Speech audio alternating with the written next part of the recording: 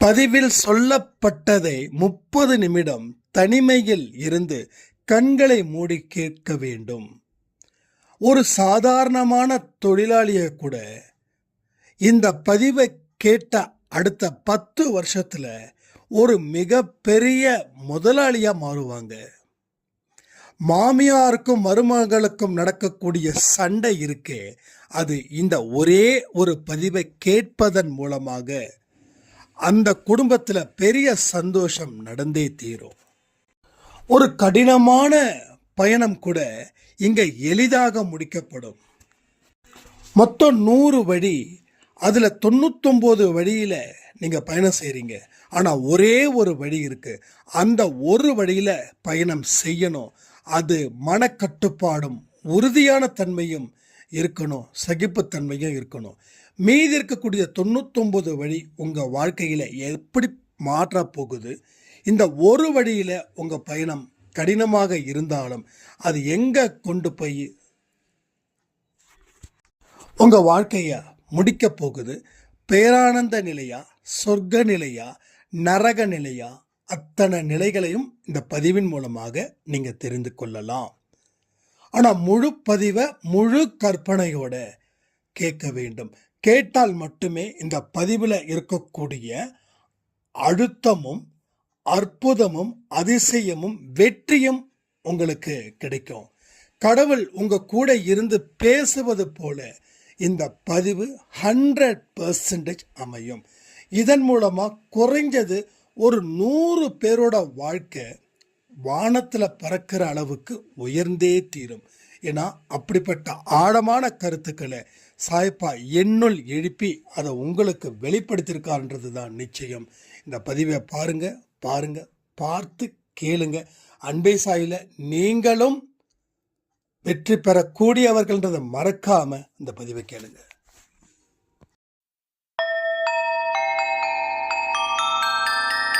ஓம் சாயிரா சாயிரா, ஓம் சாயிரா சாயிரா, ஓம் சாயிரா சாயிரா, அன்பே சாயிரா, பேரன்பே சாயிரா, அகிலம் தளிக்க ஆத்மா விழிக்க அனுதினம் சாயிரா, எங்கள் அன்பே சாயிரா.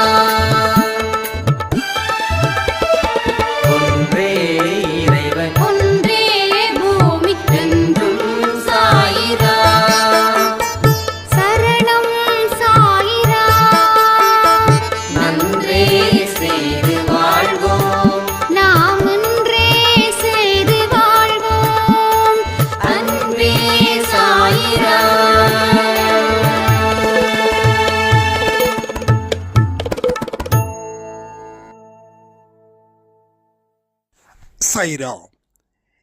என் உயிரின் உயிரானவர்களே, விடுதலை அடைய போகும் நேரத்தில் நாம திரும்ப திரும்ப குற்றம் செய்து அந்த சிறைக்குள்ளேயே இருக்கணுமா? உங்க வாழ்க்கையில நீங்க சுதந்திர பறவையா இருக்க வேண்டாமா? உங்க லட்சியம் என்ன? உங்க கனவு என்ன? நீங்க என்னதான் உங்க மனசுக்குள்ள வச்சிருக்கீங்க?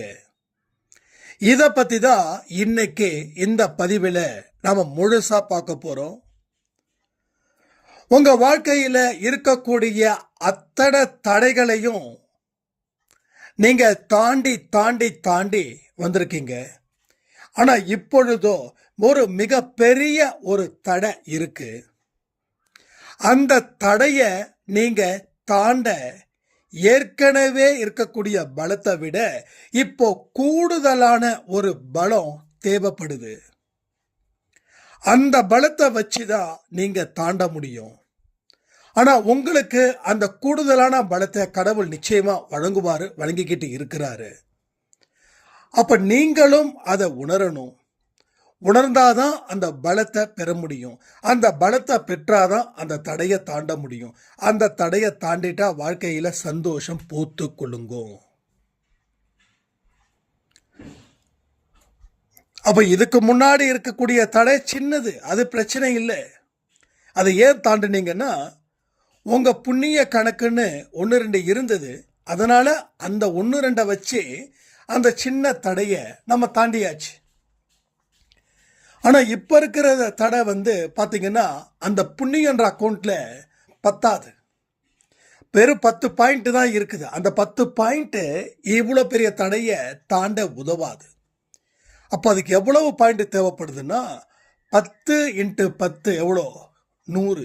அந்த 100 மடங்கு 100 பாயிண்ட் இருந்தாதான் அந்த தடையை தாண்ட முடியும். அப்ப 10 மடங்கு பலம் உங்களுக்கு வேணும். அந்த பலத்தின் அடிப்படையில் நீங்க தாண்ட முடியும். அதுக்கு எந்தெந்த புண்ணிய அக்கௌண்ட் எல்லாம் ஆக்டிவேட் பண்ணணுமோ அத்தனை புண்ணிய அக்கௌண்ட்டையும் உடனே ஆக்டிவேட் பண்ண வேணும். முதல் புண்ணிய அக்கௌண்ட் என்னங்க? என்ன? அடுத்தவர்களுக்கு எந்த கஷ்டத்தையும் கொடுக்காம வாழ்வது. இரண்டாவது, உங்களுடைய ஆன்மாவை சுதந்திரமாக செயல்பட வைப்பது. மூன்றாவது, மனிதர்களை மதிக்கிறது, அன்பு செலுத்துறது, உதவி செய்வது. நான்காவது, எப்படி உங்களை நீங்க பார்த்துக்கிறீங்களோ அது போல பிற உயிர்களுக்கு எடுத்தையும் பார்த்துக்கணும், அன்பு வைக்கணும், இரக்கம் கொள்ளணும். இது எல்லா விஷயங்களும் தான் உங்க அக்கௌண்ட்டுக்கு சேரும். இதை நாம சரி பண்ணணும். நம்ம சரியா தான் போயிட்டு இருக்கோமான்றத ஒரு தடவை செக் பண்ணிக்கணும். எங்கேயாவது வார்த்தையை விடுறோமான்றதை பார்த்துக்கணும்.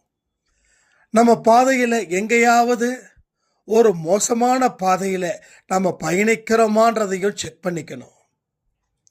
ஏன் மோசமான பாதையில் தெரிஞ்சு பயணிக்கிறோன்னா, பாவம் செய்வது நமக்கு பிடிச்சிருக்குது. அது பாவம்னு தெரிஞ்சும் நாம அந்த பாதையில் பயணிக்கிறோம். அதன் மூலமா வர தடைகளை கூட, அதன் மூலமா வரக்கூடிய இழப்புகளை கூட நான் சந்திச்சுப்பேன்.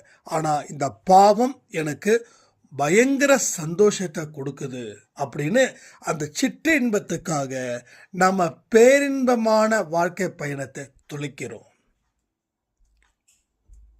ஆண்களும் சரி, பெண்களும் சரி, இந்த சிற்றின்பத்தில் ஈடுபடுவதால மட்டும்தான் உங்க வாழ்க்கையில பெரிய தடைகளை உங்களால கடக்கவே முடியல. எல்லா சாய்ராம் கிட்டையும் ஒரு சில சிற்றின்பத்தில் தூண்டப்படுகிறார்கள். அதை என்ன ஏதுன்றத சரி பண்ணுங்க. அதை கட்டுப்படுத்த முயற்சி பண்ணுங்க. கொஞ்சம் வெளியில இந்த உலகத்தை பாருங்க. ஒரு வட்டத்துக்குள்ள மாட்டிக்கிட்டு இருக்கும்போது நாம வைப்பதுதான் சட்டம், இதுதான் பாவம், இதுதான் புண்ணியம் அப்படின்னு நாம நம்மளை ஜஸ்டிஃபை ஆக்கிக்கிறோம். நமக்கு நாமளே நீதி கொடுத்துக்கிறோம். வைக்கலும் நாம, ஜட்ஜும் நாம, எதிர்த்தரப்பு வைக்கலும் நாம. அப்போ எல்லாமே எப்படி இருக்கும்? யாருக்கு ஃபேவரா முடியுமோ அவங்களுக்கு ஃபேவரா முடியும். அது அவங்க வாழ்க்கையை பாதிக்க ஆரம்பிச்சிடும். அப்ப நீங்க உங்களுக்கு எதிர்க்கட்சி போல செயல்படணும். அப்ப எதிர்க்கட்சி போல செயல்படணும்னா உங்க மனசாட்சியை தட்டி எழுப்பணும். அந்த மனசாட்சி சொல்லக்கூடிய விஷயத்த 1க்கு 20 தடவை இல்லை, 2000 தடவை கூட நீங்க கேட்டு பாருங்க. அதற்கு பிறகு அதை யோசிச்சு பண்ணுங்க. ஏன்னா இதன் மூலமாகவும் நம்ம பாதிப்பு வந்துடக்கூடாது. அதையும் கடவுள் விரும்புவது இல்லை. ஏன்னா அவருடைய பலம் ஒன்று இருந்தா மட்டும்தான் இங்க எல்லாத்தையும் பெற முடியும். இதுதான், வேற வழியே இல்லை. இது ஒன்லி ஒன் ஆப்ஷன். 100 வழி இருக்குது. அதுல ஒரே ஒரு வழியில தான் நீ போனா உன் வாழ்க்கை சந்தோஷமா இருக்கும் அப்படின்னு சொல்றாங்க. மீதி 99 வழியும் அவ்வளவு பிரைட்டா இருக்குது, அவ்வளவு நல்லா இருக்குது, ஆனந்தமா இருக்குது, அழகா இருக்குது. அதை பார்க்க பார்க்க ஏன் அங்க போகக்கூடாதுன்னு தோணுது. ஆனா கொடுக்கப்பட்ட ஒரு வழியோ ரொம்ப குறுக்கலா இருக்குது, முள்ளு கில்லு எல்லாம் இருக்குது, பார்க்கறதுக்கே ஒரு மாதிரி வெறிச்சோடி கிடக்குது.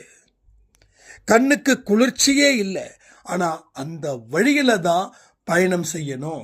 அந்த வழியில பயணம் செஞ்சாதான் நீ கடவுளை காண முடியும். நீ கடவுளை பார்த்தாதான் கடவுள் உனக்கு வரத்தை கொடுப்பாரு. அந்த வரத்தை கொடுத்து தான் நீ ஜெயிக்க முடியும்னு ஒரு ஆப்ஷன் இருக்குது. அப்படின்னா அந்த ஆப்ஷனை நாம் ஏன் சூஸ் பண்ண மறுக்கிறோம்? அதுக்கு ஒரே ஒரு காரணம், மீதி 99 வழிகளும் வரவேற்கிறாங்க. இங்கே வாங்க, இந்த வழி அவ்வளோ நல்லா இருக்கும், அவ்வளோ சந்தோஷமாக இருக்கும், நீங்கள் சிரிச்சுக்கிட்டே இருக்கலாம், நீங்கள் நினச்சபடியே இங்கே வாழலாம், உங்களுக்கு எந்த மாதிரியான வாழ்க்கை வேணுமோ அதை நாங்கள் கொடுக்குறோம் அப்படின்னு 99 வழிகளில் இருக்கக்கூடிய அங்கே இருக்கக்கூடிய கைடு உங்களுக்கு ஒரு சந்தோஷத்தையும் உற்சாகத்தையும் உங்கள் மனசையும் மாற்றிக்கிட்டே இருக்கான். அவன் ஜெயிச்சுக்கிட்டே இருக்கான். ஏன்னா நீங்கள் அந்த பக்கம் போகிறீங்க. ஆனால் இந்த ஒரே ஒரு வழியில் இருக்கக்கூடிய கைடு எதுவுமே சொல்லலை. இந்த வழி ஏன் இப்படி இருக்குது அப்படின்னு சொன்னால், இந்த வழி இப்படி தான் இருக்கும். இந்த வழி எப்படிப்பட்ட வழின்னு நீங்கள் கேட்டிங்கன்னா, இந்த வழி ரொம்ப கஷ்டமான வழி, குறுகலான வழி அப்படின்னு அந்த கைடு சொல்லுவார். அப்போ என்னதான் நான் எப்படி கடக்க முடியுமா கடக்க முடியாதுன்னு கேட்டால், மனசு இருந்துச்சுன்னா நீங்கள் கடக்கலாம். இது இந்த அந்த ஒரு வழியில் இருக்கக்கூடிய கைடு சொல்கிறது. அப்போ இந்த 99 வழியில் இருக்கக்கூடிய கைடு சொல்கிற என்ன கேள்வி கேட்டாலும் நீங்கள் நினச்சதை விட சிறப்பாகவே இந்த வழி இருக்கும். இதில் எங்கேயுமே டயர்டே ஆகாது. நீங்கள் போங்க, உங்களுக்கு எந்த மாதிரியெல்லாம் உங்கள் மனசில் திருப்தி அளிக்கக்கூடிய விஷயங்கள் இருக்கோ அது எல்லாமே நிறைவேற்றுவார்கள் அப்படின்னு உங்களை மேலும் குஷிப்படுத்துவாங்க மீதி இருக்கக்கூடிய வழிகளை. ஆனால் இந்த ஒரு வழியில் எது உண்மையோ அதை சொல்கிறாங்க. அதுதான் அன்பே சாயில சொல்லக்கூடிய கிட்டத்தட்ட இத்தனை வீடியோஸ்க்கு உண்டான பதிவுகள். அப்போது அந்த 99 வழியில் சிரிச்சுக்கிட்டே போனவன் ஃபைனலாக வாழ்க்கையை முடிக்கும்போது எதுவுமே இல்லாமல் முடிப்பான். ஆனால் இந்த வழியில் போகும்போது இன்னும் ஒரே ஒரு வழி இருக்கு இல்லையா, அந்த வழியில் போகும்போது இருக்கக்கூடிய கஷ்டம் நாட்கள் செல்ல செல்ல, அதாவது பயணங்கள் போக போக ஒரு பெரிய மாற்றமும் பெரிய நிம்மதியும் இருக்கும். களைப்புன்றது ஆரம்பத்தில் இருக்கும், போக போக என்ன ஆகும், அது உற்சாகமாக மாறும். ஒன்றும் இல்லை, உங்களுக்கு ஸ்வீட் பிடிக்குது, ஏதாவது ஸ்வீட், ஒரு குலோப் ஜாமுன் எடுத்துக்கலாம். குலோப் ஜாமுன் பார்த்தா ஆடெல்லாம் பார்த்தா அப்படியே சாப்பிடணும் போல இருக்குது. சரி, இதை நம்ம வாங்கி நான் நம்ம அன்பே சாயில இருக்கிறவங்க ரொம்ப பிடிச்சிருக்குது குலோப் ஜாமுன் அப்படின்னு சொல்லி ஒரு கிலோ குலோப் ஜாமுன் நான் ரெடிமேடாக வாங்கி தரேன்னு வச்சுக்கோங்க. ஒரு 10-12 பீஸ் இருக்குது. நான் சொல்கிறேன், இந்த 12 பீஸும் உங்களுக்கு தான், நாங்கள் யாரும் ஷேர் பண்ண மாட்டோம் அப்படின்னு சொல்லும்போது உங்கள் முகத்தில் இருக்கக்கூடிய உற்சாகம் எப்படி இருக்குன்றத ஒரு நிமிடம் நினச்சி பாருங்க. அப்படியே வாழ்க்கையில் ஒரு பெரிய புதையல் கிடைச்சது போல. நமக்கு 1000 பிரச்சனை இருக்கும், ஆனால் அதை பார்த்த உடனே ஆஹா இத்தனையும் எனக்கா அப்படின்னு. ஆனால் நான் ஒரு கண்டிஷன் சொல்லுவேன், அத்தனையும் உங்களுக்கு தான். நீங்கள் எப்போ சாப்பிட ஆரம்பிக்கிறீங்களோ அப்போ எல்லா பீஸும் நீங்கள் சாப்பிட்றணும். வித் அந்த ஜீரா இருக்கு இல்லையா, ஜீராவோடு சாப்பிட்றணும் அப்படின்னு சொல்லும்போது, ஓ கண்டிப்பாக நான் சாப்பிடுவேன், எனக்கு குலோப் ஜாமுன் ரொம்ப பிடிக்கும் அப்படின்னு என்ன பண்ணுவீங்க, சாப்பிடுவீங்க. மொதல் பீஸ் ஆனந்தமாக இருக்கும், 2வது பீஸ் ஆஹான்னு இருக்கும், 3வது பீஸ் ஓஹோன்னு இருக்கும், 4வது பீஸில் கொஞ்சம் கொஞ்சமாக அப்புறம் சாப்பிட்லாமா, அப்படி இல்லை, சாப்பிட்டு தான் ஆகணும். நீங்கள் சாப்பிட்டு தான் ஆகணும், வேறு வழியே இல்லை. நீங்கள் சாப்பிடலைன்னா நாங்களே வாயில் வச்சு திணிச்சிருவோம். அந்த நிலைமை வரும்போது என்ன ஆகும், பிடிச்சதை சாப்பிட்லாம், 3 பீஸ் 4 பீஸோட முடிஞ்சிடுச்சு. ஆனால் கொடுக்க என்ன ஆகும், உங்களுக்கு திகட்ட ஆரம்பிச்சிடும். கிட்டத்தட்ட 20 பீஸை ஒரே இடத்துல சாப்பிட்டே ஆகணும். அப்போ அளவுக்கு அதிகமான சந்தோஷத்தை கொடுத்தா அது விஷமாக போயிடுது. அதே போல தான் மீதி இருக்கக்கூடிய 99 வழியிலையும் சொர்க்கம்தான், ஆனா அந்த சொர்க்கம் நரகமா போகுது. இந்த ஒரு வழி நரகம்தான், ஆனா சொர்க்கமா போகுது. இதை புரிஞ்சுக்கிட்டு வாழ்க்கையில கொஞ்சம் போராட கற்றுக்கொள்ளுங்கள். போராட கற்றுக்கொள்ளும் போது உங்களுக்கு பல விதத்திலையும் மனக்கசப்புகள் டெஃபினட்டா ரைஸ் ஆகும். ஆனா அதையும் தாண்டி எதிர்த்து போராடும்போது வாழ்க்கையில நாம சரியான இடத்துக்கு தான் வந்திருக்கோம். இந்த போராட்டத்தை தொடர்ந்து போராடுவோம் அப்படின்ற ஒரு மனநிலை உங்களுக்கு ஏற்படும். அந்த மனநிலை ஏற்படும் போது உங்க வாழ்க்கையில அதிசயமும் அற்புதமும் விளங்கும். இப்போ மிகப்பெரிய தடை ஒன்று இருக்கே, அந்த தடையை உங்களால் அகற்றி ஜெயிக்க முடியும். வெற்றி வாகை சூடுவீர்கள். இதுதான் வெற்றி நிச்சயம் சாயின் சத்தியம். நீங்கள் எத்தனை பேர் காலையில் அந்த பதிவை பார்த்தீங்கன்னு தெரியல, யாரும் கேட்கல. பட் எனக்கா தோணுச்சு கொடுக்கலாமே. ஏன்னா மீதி எல்லாமே லைஃப்பை பற்றி ஒரு பிரச்சனையை பற்றி பேசிகிட்டு இருக்கோம். பட் அது கொஞ்சம் சாஃப்டிங்காக இருக்கும். எனக்கும் மைண்டு கொஞ்சம் ரிலாக்ஸாக இருக்குது அந்த ஆடியோ கொடுக்கும்போது. அதில் தான் கொடுத்தேன். டைம் இருக்கிறவங்க பாருங்கள். யாரையுமே ஃபோர்ஸ் பண்ணி நம்ம பார்க்க சொல்லக்கூடாது. பார்க்குறவங்க பாருங்கள், பார்க்கலன்னா இன்னொரு நாள் சான்ஸ் கிடைக்கும் உங்களுக்கு, பாருங்கள். ஸோ ஒரே விஷயம் என்னென்னா, மனசை தெளிவாக வச்சுக்கணும். தேவையில்லாததை கொண்டு வரக்கூடாது. தேவையில்லாதது இருந்தால் அதை அழிச்சிடணும். அப்போ தான் தேவையான வாழ்க்கை நமக்கு கிடைக்கும். என்னோடய ஃபோக்கஸ் எல்லாம் ஒரே இடத்துல நான் வைக்கும்போது, நான் எந்த இடத்துல அந்த ஃபோக்கஸ் வைக்கிறேனோ அது வெற்றியாக மாறுது, வெற்றி சாத்தியப்படுது. இங்கே நிறைய பேர் என்கிட்ட கேட்கக்கூடிய ஒரே கேள்வி, வெற்றி சாத்தியப்படலை, வெற்றியும் சந்தோஷமும் பார்த்து பல வருஷம் ஆயிடுச்சு. எஸ், உண்மை உண்மை உண்மை இல்லைன்னு சொல்லவே இல்லை. ஏன் கிடைக்கலன்னா ஃபோக்கஸ். நீங்கள் அந்த வெற்றிக்கு தேவையான வழிகளை மட்டும் ஃபோக்கஸ் பண்ணலை, அதை தாண்டி எல்லாத்தையும் ஃபோக்கஸ் பண்ணீங்க. அப்படி ஃபோக்கஸ் பண்ணதால வெற்றி கை நழுவி போகுது. இன்னைக்கு சொல்கிறேனே, நீங்கள் ஒரு 8,000 rupees சேலரியில் ஒரு வருஷமாக ஒர்க் பண்ணுறீங்கன்னு வச்சுக்கோங்க. உதாரணத்துக்கு சொல்கிறேன். நான் சொல்கிறத மாதிரி செய்யுங்க. அடுத்த 10 வருஷத்தில் நீங்கள் இதை விட 10 மடங்கு 20 மடங்கு கூட சம்பாதிக்க முடியும். ஏன், நீங்கள் முதலாளியாக மாறி இந்த சம்பளத்தை உங்கள் கம்பெனியில் புதுசாக சேர்றவங்களுக்கு கூட கொடுக்க முடியும். இதெல்லாமே உண்மை. என்ன பண்ணணும், வேலை நேரத்தில் வேலையை தாண்டி வேற எந்த ஒரு விஷயத்தையும் செய்யக்கூடாது. அப்போ வேலையை மட்டும் செய்யணுமா? எஸ், வேலையை மட்டும் செய்யணும். வேலைக்கு தேவையான அறிவை பெறணும், நாலேஜை உருவாக்கணும், இன்னும் சுறுசுறுப்பாக செயல்படணும். வேலை நேரத்தில் மட்டும் வேலை செய்யணும். வேலை முடிஞ்சதுக்கப்புறம் அந்த வேலையை பற்றி நினைக்கக்கூடாது. இதுதான், இது ஒரே ஒரு விஷயம். இதை கரெக்டான முறையில் நீங்கள் ஃபோக்கஸ் பண்ணிங்கன்னா உங்கள் வாழ்க்கையில் நீங்கள் கண்டிப்பாக சரி அதே கம்பெனியில் ஹையஸ்ட் சேலரி பெறக்கூடியவர்களாகவோ, இல்லை நீங்கள் அதே மாதிரி கம்பெனி ஆரம்பித்து ஒரு முதலாளியாகி ஒரு பெரிய ஒரு தொழில் ஸ்தாபனத்தை உருவாக்கவோ உங்களால் நிச்சயமாக முடியும். ஸோ முடியாது அப்படின்றது எதுவுமே இல்லைன்றதை நீங்கள் புரிஞ்சுக்கலாம். ஆனால் இதில் நிறைய விஷயங்கள் இருக்குது. இல்லை, நான் உழைக்கிறேன், என்னை டார்கெட் பண்ணுறாங்க. எஸ், டார்கெட் பண்ணுவாங்க. ஏன் டார்கெட் பண்ணுறாங்க?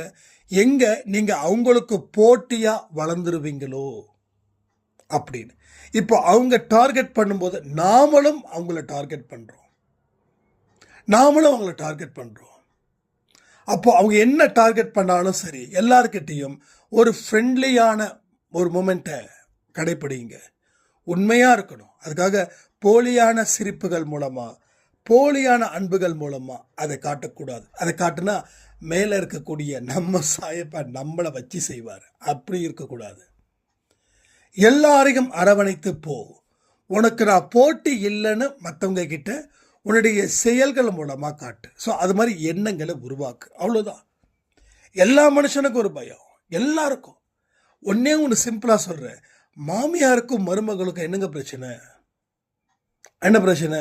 மாமியார் நினைப்பாங்க மருமகள் தனக்கு போட்டி ஆயிடுவாங்களோ, மருமகள் நினைப்பாங்க மாமியார் நமக்கு போட்டி ஆயிடுவாங்களோ அப்படின்னு. அப்போ உணர்ந்தக்கூடிய நிலையில ஒருத்தவங்க தான் இருக்க முடியும், உணராத நிலையில இன்னொருத்தவங்க இருப்பாங்க. ஒரு மாமியார் வயதானவங்க, அவங்களுக்கு அந்த பக்குவம் இருக்கும், மருமகளுக்கு அந்த பக்குவம் இல்லாம இருக்கும். அப்போ மாமியார் தான் அதற்கு உண்டான ஒரு அடியை எடுத்து வைக்கணும். அப்போ உனக்கு நான் போட்டி இல்லை, உனக்கு நான் போட்டி இல்லை, நீ என்னோட மகனை பிரிப்பேன்னு கனவுல கூட நான் நினைக்கல, இதெல்லாம் சொல்லக்கூடாது, செயல்கள் மூலமா காட்டணும். அப்போ அந்த மாமியார் மகனுக்கு செய்ய வேண்டியதை விட மருமகளை நல்லபடியா தன் மகள் மாதிரி பார்த்துக்கணும். அப்போ மருமகளோட மனசு இல்லை, இந்த அம்மா எனக்கு போட்டி இல்லை, எதுவாக இருந்தாலும் தன் மகன்கிட்ட பேசுறதுக்கு முன்னாடி என்னிடம் பேசுறாங்க அப்படின்ற ஒரு தன்மையை உருவாக்கிட்டீங்கன்னா உங்கள் மகள் செய்யாத பணியை கூட உங்கள் மருமகள் உங்களுக்கு செய்து கொடுப்பார்கள். இது சத்தியமான உண்மை. நான் சும்மா விளையாட்டுக்காக சொல்லல, சத்தியமான உண்மை. எல்லாருக்கும் ஒரு வித பயம், அந்த பயத்தின் அடிப்படையில் தான் இங்கே இருக்குது. நீங்கள் ஜஸ்ட்டு உங்கள் வீட்டுக்கு புதுசாக மருமகனோ இல்லை மருமகளோ அவங்களுக்கு நீங்கள் ப்ரையாரிட்டி கொடுங்க. உங்கள் மகனுக்கும் உங்கள் மகளுக்கும் நீங்கள் கொடுத்தது போதும். உங்கள் மகனுக்கோ மகளுக்கும் நீங்கள் தொடர்ந்து கொடுத்துக்கிட்டே இருந்தீங்க அப்படின்னா வீட்டுக்கு வந்தவங்களுக்கு ஒரு விதமான பயம் வந்துடும், விரக்தி வந்துடும். அந்த விரக்தி தன்மையோட அவங்க மனநிலை இருக்கும். அதே மனநிலையில் அவங்க மற்ற வேலையை பார்க்க ஆரம்பிச்சிடுவாங்க. அதுதான் மிகப்பெரிய தவறாக போய் முடிஞ்சிடும். அதனால தான் சொல்கிறேன், எதுவாக இருந்தாலும் உங்கள் மருமக கிட்டேயோ உங்கள் மருமகன்கிட்டேயோ கொஞ்சம் நீங்கள் கூடுதலாக அட்வான்டேஜஸ் எடுங்க, கூடுதலாக அவங்களுக்கு கேர் பண்ணுங்க, அவங்களுக்கு தேவையான விஷயங்களை பேசுங்க. அப்போ அவங்களுக்குள்ள ஒரு விஷயத்தை வைங்க, நான் உனக்கு எந்த காரணத்தை கொண்டும் போட்டி இல்லை, நான் உன் சக தோழனை போல செயல்படுகிறேன்.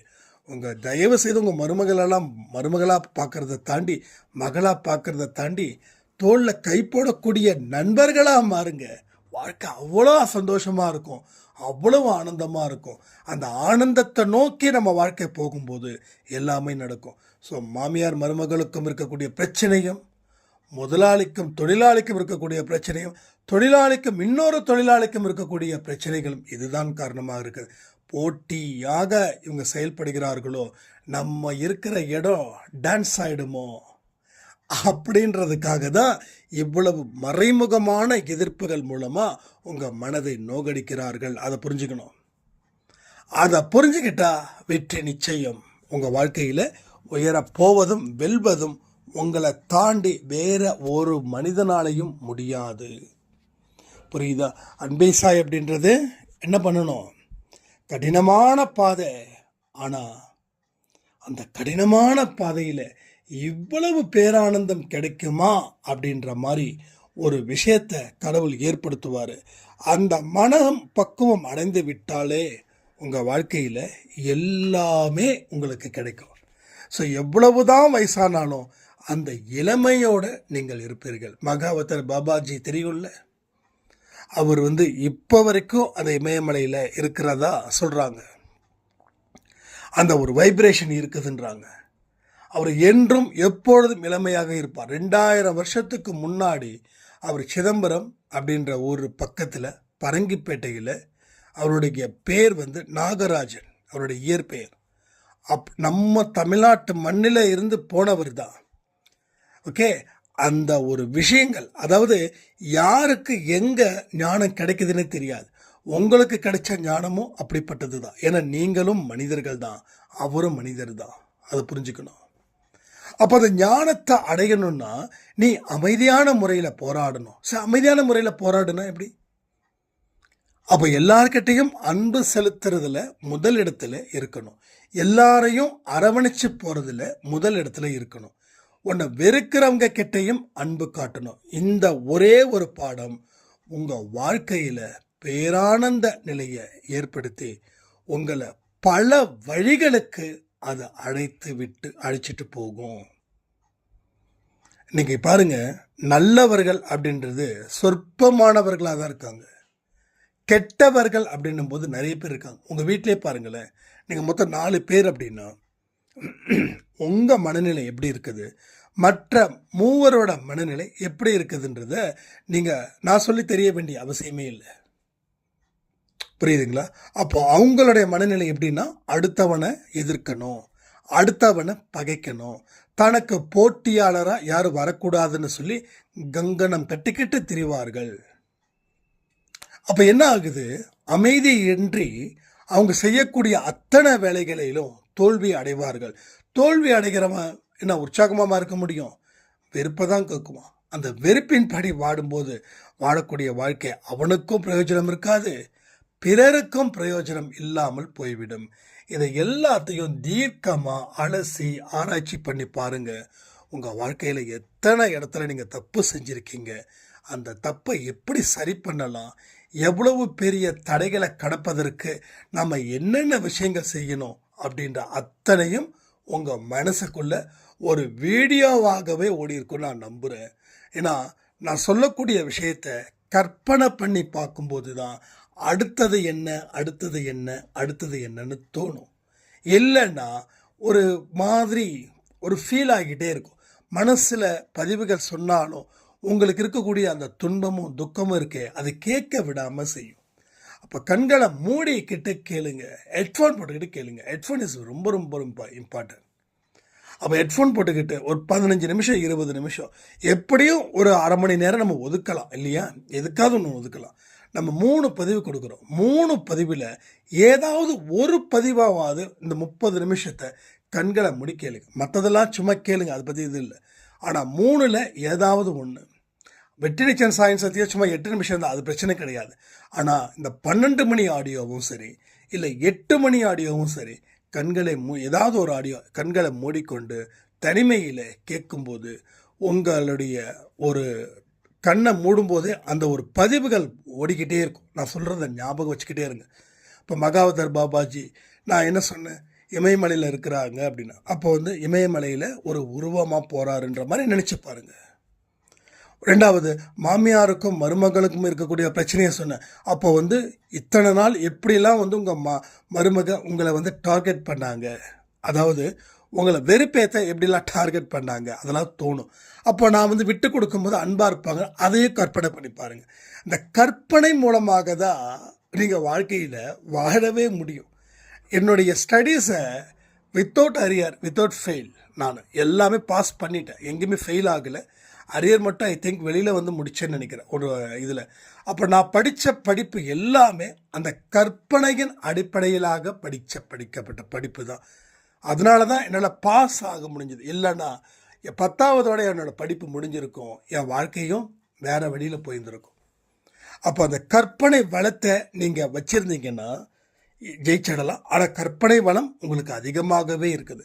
ஏன்னா எதிர்மறை எண்ணங்கள் உங்களுக்கு இந்த அளவுக்கு வந்திருக்குதுன்னா அது கற்பனை செய்து பார்த்ததால் மட்டும்தான் நடந்திருக்குதுன்னு சொல்லி இந்த பதிவை நான் முடிக்கிறேன். ஜெய் சாய்ராம்.